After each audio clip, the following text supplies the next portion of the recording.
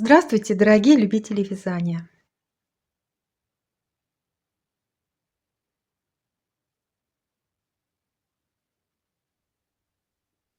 Как вам такая красота? Очень интересный узор, очень легко вяжется. Это узор к модели из японского журнала.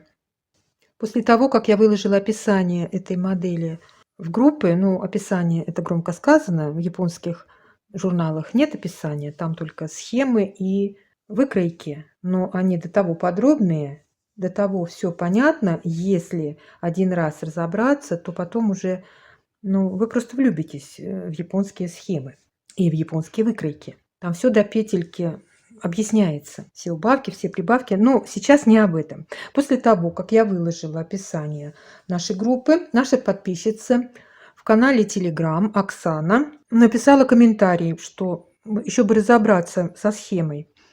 Ну, я ответила, что сразу навскидку я не пойму, но попробую разобраться. И когда я стала внимательно смотреть, оказалось, что схема, которая поначалу отпугивает, она совершенно несложная. Узор несложно вязать. Давайте пробежимся по схеме. Верхняя схема – это верхний узор к модели. В центре схема – это полностью схема для конкретной модели. И вот на этой маленькой схеме здесь раппорт узора.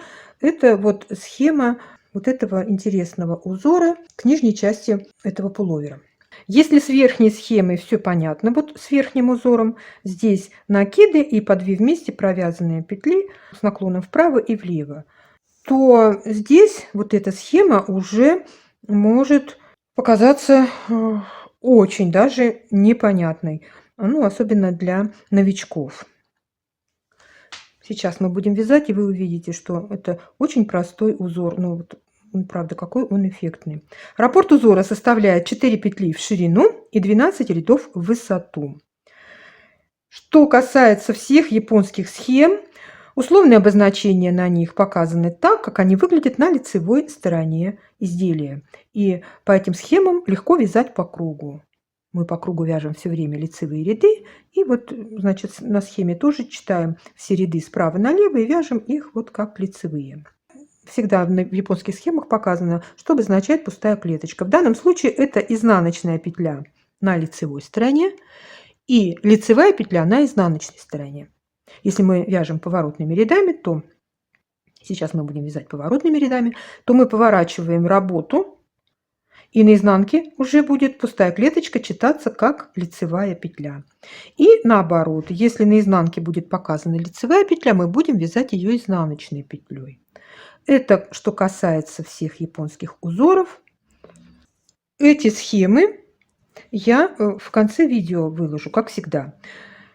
Схемы из журнала.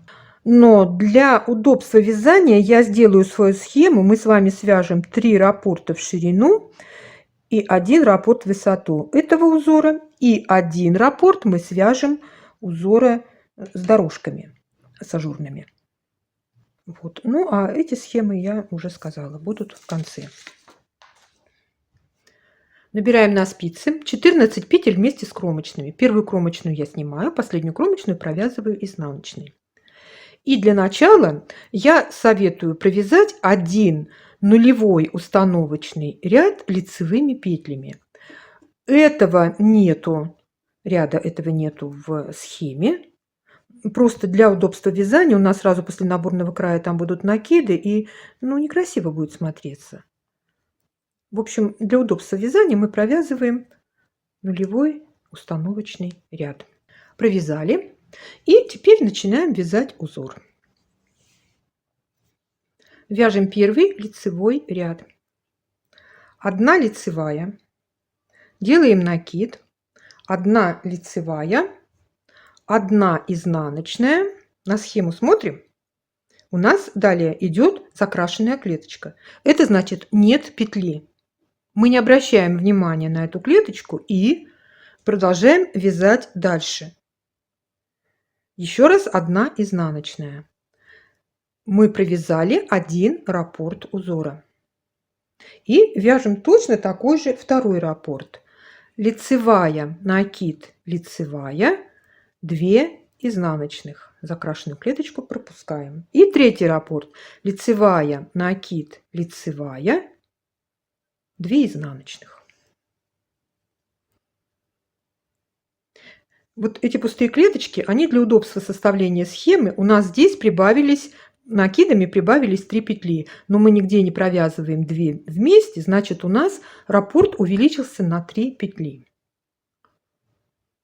То есть не раппорт, а образец.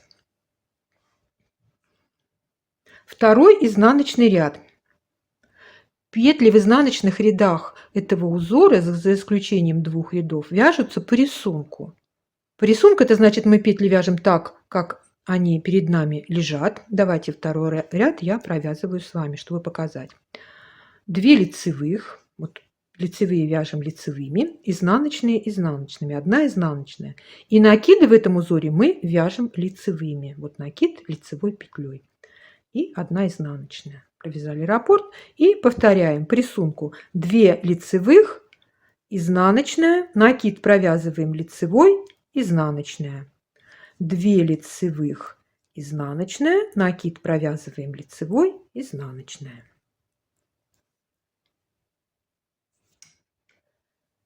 Третий лицевой ряд. Здесь мы все петли вяжем по рисунку. Лицевая, изнаночная, лицевая, 2 изнаночных, лицевая, изнаночная, лицевая, 2 изнаночных, лицевая, изнаночная, лицевая, 2 изнаночных.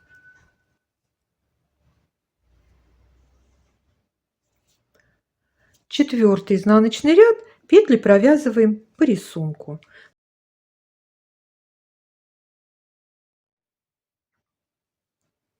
Пятый лицевой ряд.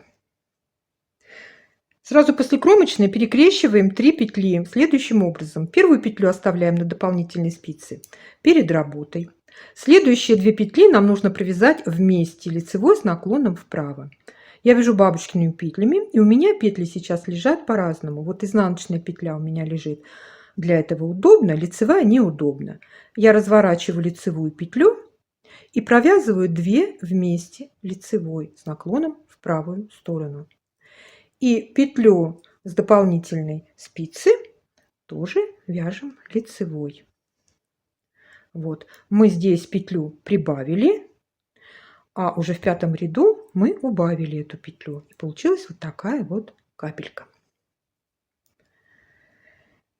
И вяжем дальше 2 изнаночных и снова 3 петли перекрещиваем. Я без дополнительной спицы перекрещиваю небольшое количество петель. Вот разворачиваю сразу лицевую петлю, оставляю первую петлю перед работой, провязываю 2 вместе лицевой с наклоном вправо и петлю, оставленную перед работой, провязываем лицевой. Повторяем 2 изнаночных и снова 3 петли перекрещиваем, оставляем первую петлю перед работой. У меня вот нитки расслаиваются, неудобно. Провязываем 2 вместе лицевой и провязываем лицевой петлю, оставленную перед работой. Ну, не надо вам тут говорить, что нужно вязать послабее, когда мы перекрещиваем петли. 2 изнаночных в конце ряда. Шестой изнаночный ряд. Здесь петли мы вяжем по схеме, не по рисунку. На схеме у нас лицевая петля. Мы помним, что мы должны провязывать их изнаночными. Итак, 2 изнаночных, 2 лицевых, 2 изнаночных, 2 лицевых. То есть мы здесь лицевые петли провязываем изнаночными, 2 изнаночных, изнаночные петли вяжем лицевыми, 2 лицевых. Вот, мы провязали 6 ряд, он у нас служит для перехода узора который мы сейчас будем располагать в шахматном порядке.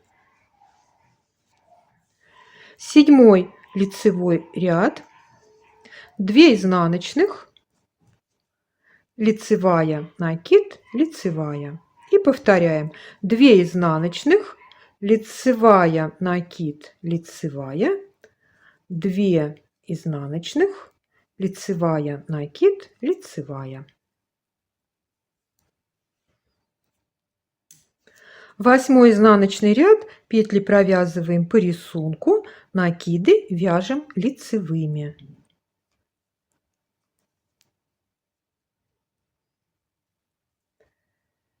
9 лицевой ряд, петли вяжем по рисунку.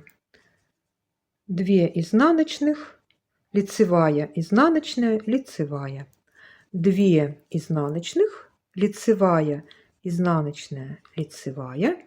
2 изнаночных, лицевая, изнаночная, лицевая.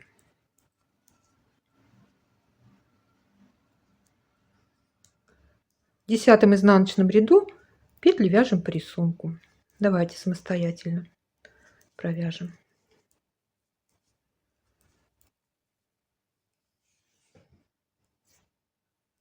11 лицевой ряд, 2 изнаночных, 3 петли перекрещиваем в левую сторону, оставляем 1 петлю перед работой, провязываем 2 вместе лицевой с наклоном вправо, петлю, оставленную перед работой, тоже вяжем лицевой петлей. И повторяем: 2 изнаночных и перекрещиваем 3 петельки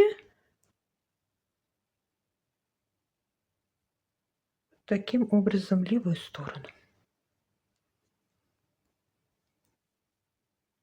И еще раз: 2 изнаночных,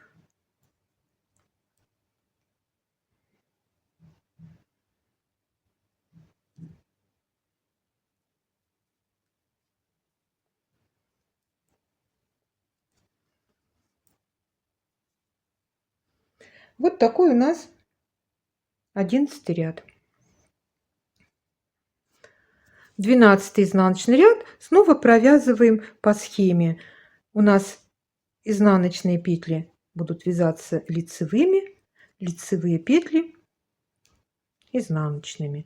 И чередуем: 2 лицевые, 2 изнаночные, 2 лицевые, 2 изнаночные.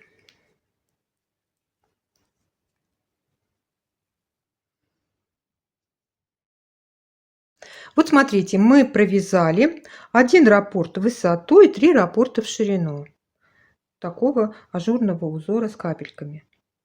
Теперь провяжем узор с ажурной дорожкой. Я только вам хочу сказать, вот еще раз давайте на схему посмотрим. Раппорт узора составляет 6 петель. И вот у нас здесь начинается с 2 изнаночных. Здесь узор начинается с 2 рядов, которые в раппорт узора не входят. Да? 2 лицевые, 2 изнаночные, 2 лицевые. Мы сейчас будем с вами сразу вязать с первого ряда. Я образец свой тоже так вязала, вот эти 2 ряда не вязала. И нам нужно, чтобы у нас вот эти 2 лицевые петли, вот эти, совпадали с узором. Так нужно подгадать. Давайте сделаем так. У нас 12 петель между кромочными. Мы 4 провяжем 4 изнаночных и потом будем 6 петель вязать узора, чтобы был красивый переход. Итак, вяжем первый ряд узора с дорожками. 4 изнаночных.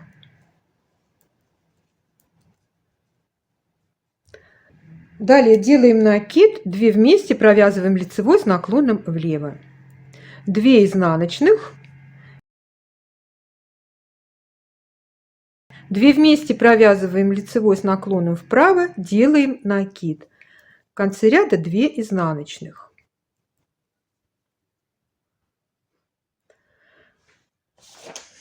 Еще раз покажу схему. Я забыла сказать. Раппорт узора в дорожку 6 петель, но полностью раппорт узора 14 петель.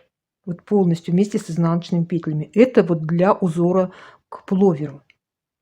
У себя на схеме я между этими раппортами делала 6 петель изнаночных. Ну, я просто немножко изменила раппорт. И точно так же вы можете делать любое количество изнаночных петель между этими дорожками. Второй изнаночный ряд, петли провязываем по рисунку. Накиды мы здесь вяжем изнаночными. Смотрим на схему. Третий лицевой и четвертый изнаночный ряд мы петли здесь вяжем по рисунку. Никаких у нас изменений нету. Давайте провяжем самостоятельно эти два ряда. Мы провязали один раппорт в высоту, вот 4 ряда. Давайте еще провяжем немножко. Это будет у нас уже 5-й ряд, это повторение. Повторяем раппорт с первого ряда. 4 изнаночных, накид, 2 вместе лицевой с наклоном влево, 2 изнаночных, 2 вместе лицевой с наклоном вправо, 2 изнаночных, накид, 2 изнаночных в конце ряда. И следующий ряд, 5-й, вяжем петли по рисунку. Накиды вяжем изнаночными. Вот как должно получиться, когда мы провяжем еще 2 раппорта в высоту узора с дорожками с ажурными. Конечно, маленький образец вам не покажет полной красоты этого узора, но вы зато поняли принцип вязания. Согласитесь, красота. Если согласны, то ставьте лайки, пишите комментарии. Подписывайтесь на наш канал, присоединяйтесь к нам везде, где мы есть в интернете. Все ссылки вы найдете под каждым нашим роликом. Я желаю вам здоровья и мира, добра и позитива, удачи и ровных легких петелек. Пока-пока.